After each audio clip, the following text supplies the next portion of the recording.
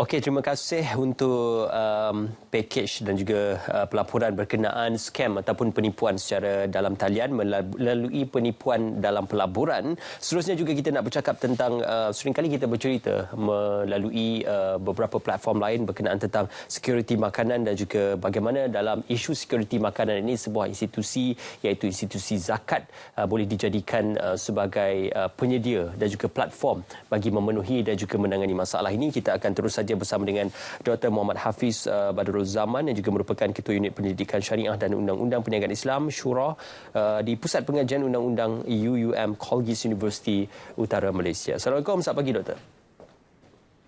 Waalaikumsalam warahmatullahi wabarakatuh. Selamat pagi Ismail, apa khabar? Okay. Baik, sihat alhamdulillah. Terima kasih Doktor bersama kami untuk kita bercakap lebih lanjut dalam pengurusan zakat dan juga bagaimana hasil serta wang zakat itu boleh digunakan. Sebagai permulaannya ada dua perkara ini yang perlu kita bincangkan iaitu peranan institusi zakat dan juga isu security makanan. Jadi sebagai mukadimah, bagaimana Doktor melihat adanya hubung kait antara kedua-dua perkara ini untuk kita meneruskan perbincangan kita pada pagi ini Doktor. Terima kasih Ismail. Terima kasih juga kepada penerbit dan seluruh kru Selamat Pagi Malaysia atas jemputan ini. Berkaitan tentang agensi mengurus zakat, kalau kita lihat dari sudut bidang kuasa dan punca kuasa, maka kita perlu meneliti kepada enactment negeri-negeri di seluruh Malaysia dan juga ordinan di Sarawak, di mana apabila kita melihat kepada enactment, tugas utama kepada agensi mengurus zakat ialah melaksanakan kutipan dan juga agihan. Kalau dalam bahasa undang-undang ni, kutipan itu dipanggil sebagai pungutan. Apabila kita melihat kepada tugas utama yang dibuat oleh agensi mengurus zakat ini, kita dapati di seluruh Malaysia terdapat hampir 14 buah agensi mengurus zakat, dan setiap agensi ini mempunyai struktur yang berbeza. Ada yang berada di bawah Majlis Agama Islam Negeri, ada yang telah dikoperatkan dari sudut kutipan seperti mana di Wilayah Persekutuan Pusat Pengurusan Zakat sebagai contoh. Begitu juga di Selangor, Lembaga Zakat Selangor yang mempunyai bidang kuasa di sudut kutipan dan agihan. Berlainan di negeri Kedah, di mana di Kedah berada dengan sendirinya, tidak berada di bawah majlis agama maupun dikoperatkan. Dia adalah satu entiti berasingan. Daripada itu, maka kita dapat faham bahawa kutipan dan agihan adalah perkara yang penting. Dan untuk melihat di sudut kutipan, perlu melalui amil yang telah dilantik oleh agensi mengurus zakat. Manakala dari sudut agihan pula akan dibuatkan oleh amil dan juga diberikan wakalah agihan kepada mana-mana pihak yang menjadi pembayar. Dan dari sudut asasnya, kita dapat lihat kutipan kita boleh lihat dalam media sosial. Kalau di Kedah kita dapat lihat melalui zakat on touch, dan juga kalau di sudut agihan pula boleh dibuat secara tunai dan boleh dibuat secara manfaat. Dan mungkin berkaitan tentang apa yang Ismail tanyakan tadi, iaitu di sudut bekalan makanan. Bekalan makanan adalah salah satu daripada manfaat agihan yang boleh dibuat oleh agensi mengurus zakat. Yes, Doktor, juga untuk agensi mengurus zakat atau AMZ ini dalam cadangan untuk penyediaan geran bagi membantu usahawan tani dan juga untuk mengoptimumkan pengeluaran hasil dan juga produk-produk pertanian, khususnya produk-produk ternakan seperti mana ayam dan juga telur ayam. Jadi ini dapat membantu isu-isu berkenaan tentang kekurangan bekalan makanan dan juga perbekalan makanan. Dia bermula daripada root factor ataupun root cause-nya, iaitu dana untuk usahawan ini memulakan perniagaan, malah meluaskan lagi perniagaan. Mungkin ada pandangan daripada doktor sendiri. Ya, betul. Apa yang dikatakan oleh Ismail sebentar tadi, iaitu bila kita sebut tentang security makanan, antara faktor penting ialah modal. Dan kalau kita ambil contoh model relatif yang telah dibuat oleh salah satu daripada agensi mengurus zakat, iaitu Lembaga Zakat Negeri Kedah, saya boleh katakan Lembaga Zakat sebenarnya mungkin boleh dikatakan sebagai pioneer ataupun pencetus kepada idea untuk security makanan. Bab permulaan pada tahun 2018, Lembaga Zakat ni Kedah telah memperkenalkan food bank ataupun bank makanan, yang mana telah diwujudkan di lebih daripada 500 lebih kurang 578 buah masjid, dan agihan dibuat dengan 30 pack dan permulaannya 1.2 juta lebih kurang. Dan hari ini kosnya lebih kurang 10 juta untuk mencapai kapasiti penerima zakat yang hampir 300,000 di negeri Kedah. Dan itu adalah permulaan lembaga zakat ni Kedah melaksanakan security makanan. Dan berbalik pada soalan tadi itu, adakah modal menjadi perkara utama? Ya. Hasil daripada 578 buah masjid yang dibuat bekalan makanan, bank makanan, food bank ini, antara makanan asasnya adalah beras, termasuklah telur dan sebagainya, bahan-bahan yang tahan dan boleh diagihkan.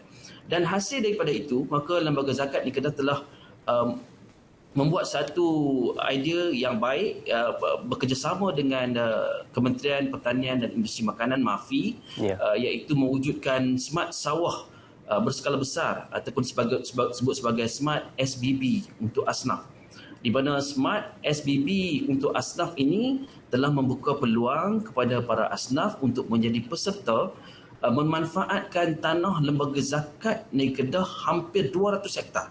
Yang bermula dengan pada tahun lepas 2021 10 peserta, kemudian meningkat menjadi 32 dan pada hari ini sehingga 67 peserta.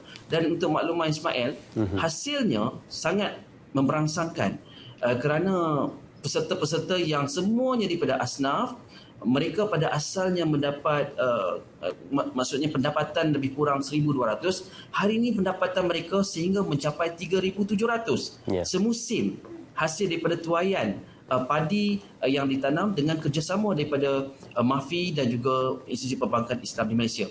Dan saya melihat bahawa model ini sebenarnya sangat sesuai diambil ataupun diaplikasikan dalam keadaan kita kekurangan bekalan mentah, khususnya dalam industri ternakan ayam iaitu telur.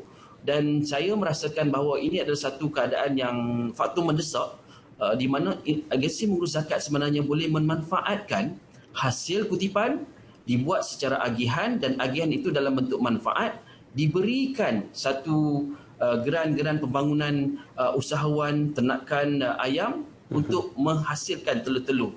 Dan manfaat ini sebenarnya bukan sekadar hanya satu masa, jangka masa pendek, tapi ada jangka masa panjang.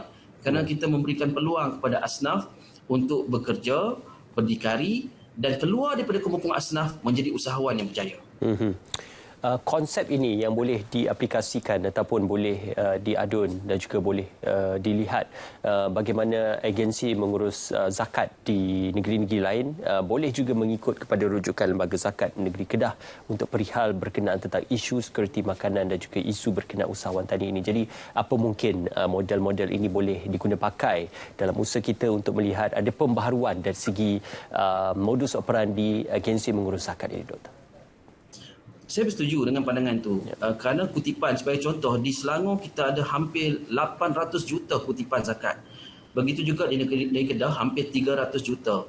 Dan kita tidak menafikan agihan secara konvensional, kerana agihan secara tunai perlu dilaksanakan juga. Agihan secara manfaat, sebagai contoh manfaat di sudut kesihatan, diberikan pusat-pusat rawatan hemodialisis perlu diteruskan. Begitu juga agihan manfaat di sudut bantuan perniagaan, membeli mesin-mesin dan yang sesuai perlu diteruskan. Tetapi saya melihat gagasan baru, iaitu dengan melaksanakan memperkasakan asnaf ini untuk terlibat dalam industri ternakan ayam, khususnya menghasilkan telur, adalah satu idea yang sangat-sangat diperlukan dalam memastikan bekalan telur kita domestik tidak terputus. Sebab hasil daripada perancangan kerajaan di bawah dasar agro makanan nasional telah menetapkan bahawa kita perlu mensasarkan pada tahun 2030 untuk mendapat 123% pengeluaran domestik, dan sekiranya dimanfaatkan kekuatan daripada agensi mengurus zakat seluruh Malaysia, 14 buah agensi dengan dibahagikan mengikut pada negeri, kita dapat mendapatkan hasil yang insya-Allah sangat lumayan untuk membantu asnaf dan juga rakyat secara keseluruhan. Dan saya melihat kerjasama ini sebenarnya tidak hanya bergantung kepada agensi mengurus zakat dan MAFI, dan kerjasama ini perlu diperluaskan. Sebagai contoh, Ismail, kalau kita ambil Kedah sebagai satu model relatif, bila mana mereka memperkenalkan smart sawah berskala besar ini, bank mula masuk. Sebagai contoh, Bank Islam Malaysia Berhad menawarkan makro bangkit kepada peserta-peserta ini. Biarpun peserta ini adalah asnaf, mereka tidak ada kemampuan, tetapi bank sebenarnya sanggup untuk mengambil risiko untuk memberikan bantuan atas dasar CSR dan potongan akan dibuat hasil daripada tuaian padi tersebut secara berperingkat. Jadi buat permulaan ni Bank Islam memberikan RM5,000 sebagai startup untuk melaksanakan apa yang kita katakan sebagai pekerjaan, iaitu sebagai pesawah, memulakan modal, perniagaan dan sebagainya. Kemudian apabila selesai tempoh tuaian tersebut dalam satu musim lebih kurang 6 bulan, maka akan dibuat pembayaran secara berperingkat kepada bank. Jadi maksud kata di sini ialah sinergi itu. Sinergi itu perlu ada di antara agensi mengurus zakat, kementerian dan juga bank-bank. Dan satu lagi Ismail, menariknya ialah apabila bank-bank ini menjadi ejen kutipan yang mendapat tauliah lantikan sebagai ejen kutipan, sebab kita kan bayar zakat kat bank ataupun majikan yang jadi juga ejen kutipan sebagai majikan kita buat potongan bulanan, dan hasil daripada itu setiap bank ini diberikan wakalah agihan semula. Agensi mengurus zakat berikan wakalah untuk bank membuat agihan semula. Dan dalam idea SBB ni, menariknya ialah bank-bank yang membuat agihan semula ini membeli. Sebagai contoh, ada bank yang membeli mesin padi, ada bank yang membeli lori, ada bank yang membeli drone untuk membantu asnaf-asnaf ini meneruskan perjuangan dalam mendapatkan pendapatan yang lebih baik dan keluar daripada kemumpung. Dan saya nampak model ini sangat sesuai untuk industri ternakan ayam, untuk kita menghasilkan lebih banyak telur-telur dan tidak memutuskan rantaian pengeluaran domestik dalam negara. Dalam setiap perincian dan juga proses yang dinyatakan oleh doktor tadi, ia masih lagi berhubung kait dengan dua perkara, iaitu untuk mengeluarkan asnaf daripada kepompong kemiskinan dan juga untuk memastikan agar isu security juga bekalan makanan dapat ditangani melalui peranan institusi zakat dan juga institusi ini sebagai pemudah cara. Jadi bagaimana doktor merangkumkan kedua-duanya ini, kalau boleh direalisasikan dan juga boleh diterima baik, mungkin di peringkat persekutuan dan juga di negeri-negeri lain, ia boleh menghasilkan suatu kesan dan juga impak yang positif. Baik, terima kasih Ismail. Secara keseluruhannya, kalau kita lihat bekalan makanan ataupun security makanan adalah satu perkara yang sangat penting. Sebab kita memerlukan makanan untuk mendapatkan nutrien, mendapatkan tenaga untuk bekerja dan untuk melaksanakan kerja harian kita. Dan kita yakin dan percaya sekiranya idea ini digarap oleh keseluruhan agensi mengurus zakat, kita sebenarnya dapat memastikan bahawa bekalan mentah dari sudut komoditi telur dapat dipertahankan. Dan bukan sekadar dapat dipertahankan, bukan sekadar fokusnya kepada asnaf, malahan boleh dibuka dengan lebih luas. Dan bila kita menyebut berkaitan tentang security makanan, seperti mana yang saya katakan tadi, sinergi di antara agensi mengurus zakat, Kementerian Pertanian dan Industri Makanan, badan-badan korporat seperti mana bank dan sebagainya sangat-sangat diperlukan bagi menjayakan idea-idea ini. Dan ini bukanlah sekadar untuk kita melihat dari sudut menjana pendapatan negara, tetapi kita juga cuba untuk mengeluarkan jurang perbezaan yang besar di antara orang kaya dan miskin. Begitu juga kita cuba memberikan pendapatan kepada asnaf untuk keluar daripada kemiskinan. Sebab kita tahu garis kemiskinan nasional di Malaysia sekarang ini adalah dalam lebih kurang RM2,808.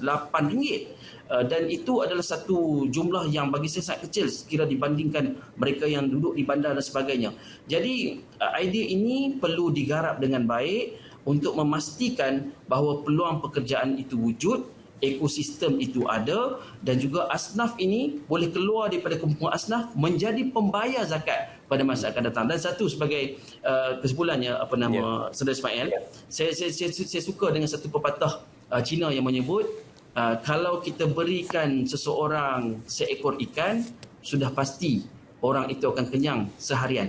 Tetapi kalau kita mengajar seseorang itu bagaimana menangkap ikan, maka sudah pasti orang ataupun individu itu akan kenyang selama mana dia hidup sepanjang hidup hayatnya. Okey, insya-Allah mungkin beberapa objektif yang positif boleh dicapai untuk mengeluarkan asnaf daripada kepompong kemiskinan dan juga menyediakan ruang untuk output atau pembekalan makanan lebih baik melalui peranan institusi zakat. Terima kasih diucapkan kepada Dr. Muhammad Hafiz Badrul Zaman, Ketua Unit Pendidikan Syariah dan Undang-Undang Perniagaan Islam Syura di Pusat Pengajian Undang-Undang UUM Universiti Utara Malaysia. Terima kasih, Doktor. Sama-sama, terima kasih.